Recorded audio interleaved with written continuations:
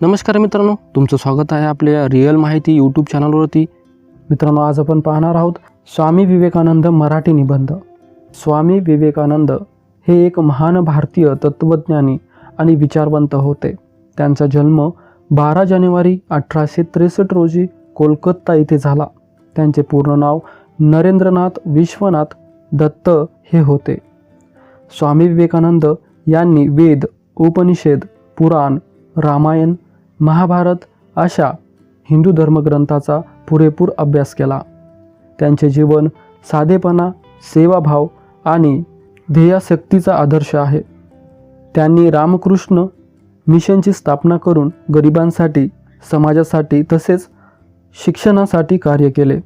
स्वामी विवेकानंद यांनी सन 1893 मध्ये अमेरिकेतील शिकागो येथील जागतिक धर्म परिषद केलेले भाषण ऐतिहासिक ठरले। त्यांच्या अमेरिकेतील माझ्या भगिनी आणि बंधूंनो या शब्दांनी संपूर्ण जगाला भारतीय संस्कृतीची महानता दाखवली। त्यांनी भारतीय तत्त्वज्ञानाचा प्रचार आणि प्रसार केला। ते नेहमी म्हणायचे की उठा, जागे व्हा आणि तुमचे उद्दिष्टे साध्य होईपर्यंत थांबू नका। हे वाक्य आजच्या युवा पिढीला प्रेरणा देते। दुर्दैवाने स्वामी विवेकानंदांनी 4 जुलै 1902 मध्ये अखेरचा श्वास घेतला। त्यांचा जन्मदिवस राष्ट्रीय युवा दिन म्हणून साजरा केला जातो। मित्रांनो, असेच नवनवीन व्हिडिओ पाहण्यासाठी या चॅनलला सबस्क्राईब करायला विसरू नका। धन्यवाद।